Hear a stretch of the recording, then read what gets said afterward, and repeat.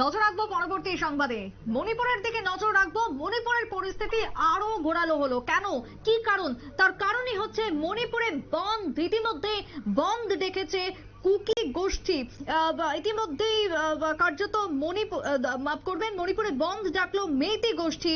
ফের অশান্তির কালো মেঘ সেখানে, এবং ইতিমধ্যে আজকে চলছে সেখানে বন্ধ, আগামীকালকেও বন্ধ পালন হবে। 48 ঘন্টার বন্ধের ডাক মেইতি গোষ্ঠীর। অন্যদিকে স্বরাষ্ট্রমন্ত্রী, কেন্দ্রীয় স্বরাষ্ট্রমন্ত্রী অমিত শাহকে বয়কটের ডাক দেওয়া হয়েছে ইতিমধ্যে।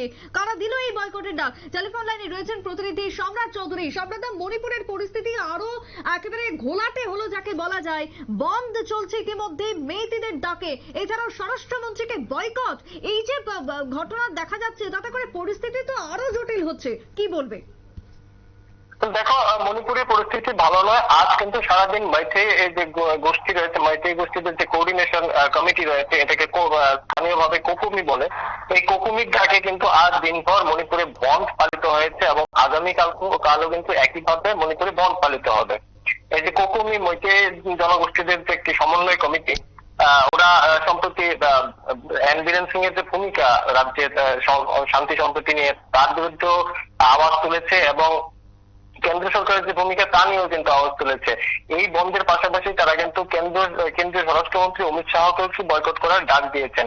কোকুমি মূলত একটি বৃহত্তর সংগঠন, যারা মণিপুরের মেইতি গোষ্ঠীর রিপ্রেজেন্ট করে থাকেন, বিভিন্ন সময় তাদের হয়ে কথা বলেন এবং গত 16 নভেম্বর একটি শিবির থেকে 6 জন মেইতি নাগরিকের অপহরণ এবং পরবর্তী সময় তাদের দেহ উদ্ধার, এই ঘটনায় কুকি জনজাতি গোষ্ঠী যে সন্ত্রাসী রয়েছে তাদের বিরুদ্ধে অভিযোগ যে এরাই এই 6 নাগরিকের খুন করেছেন।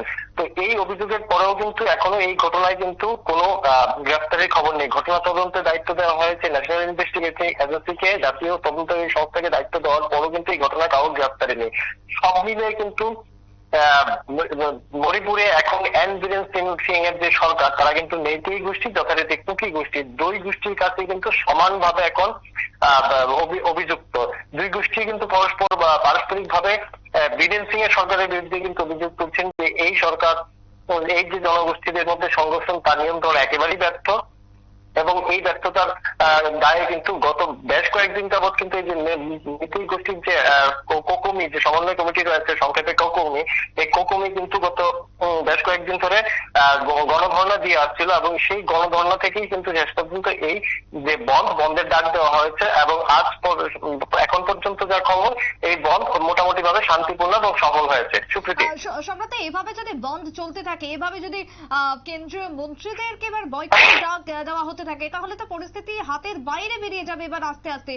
সরকারের কি কোনো পদক্ষেপ রয়েছে এখনো পর্যন্ত? এন বীরেন সিং কি ভাবছে? এভাবে বন্ধ হতে দিলে তো জনজীবনের উপরও একটা তার প্রভাব পড়বে, কি বলছে সেখানকার সরকার?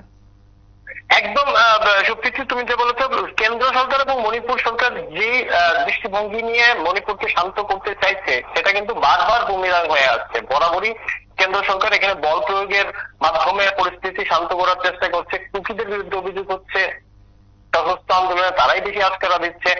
সবকিছুর পরে কিন্তু স্থানীয় যে মণিপুরের নাগরিক এবং মণিপুরের যে বিরোধিতা আন্দোলনের নাগরিক সংগঠনগুলি রয়েছে, তাদের কিন্তু একটাই বক্তব্য যে গোটা বিষয় নিয়ে আলোচনায় বসুক কেন্দ্র সরকার এবং রাজ্য সরকার। কিন্তু রাজ্য সরকার বা কেন্দ্র সরকার কেউ কিন্তু আলোচনার পথে কিন্তু এগুচ্ছে না। তারা কিন্তু বরাবরই যে আইনের শাসন, বল প্রয়োগের শাসন, সেভাবে পরিস্থিতি নিয়ন্ত্রণ করার চেষ্টা করছে। এবং একই অভিযোগ এই যে মেইতিদের যে সমন্বয় কমিটি রয়েছে কোকুমিরও কিন্তু এটা একটা বড় অভিযোগ যে কেন্দ্র সরকার বিভিন্ন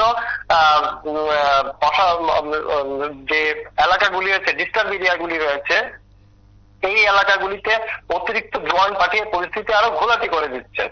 মোদ্দা কথা হচ্ছে কেন্দ্র সরকারের হস্তক্ষেপ, অতিরিক্ত যে নিরাপত্তা বাহিনী মোতায়েন, এই হিসেবের কারণে মণিপুরের পরিস্থিতি দিন দিন আরো খারাপের দিকে যাচ্ছে, এমনটাই কিন্তু অভিযোগ স্থানীয় নাগরিক সংগঠন এবং বিরোধীদের।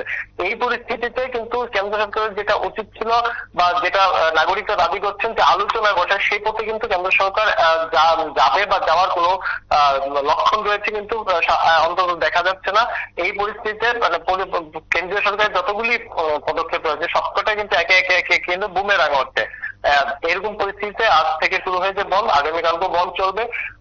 যদিও মেইতে কমিউনিকেট সমন্বয় কমিটি যে রয়েছে কোকুমি, তারা কিন্তু মাত্র 2 দিনের বন্ধের ডাক দিয়েছেন, কিন্তু সেটাই শেষ কথা না।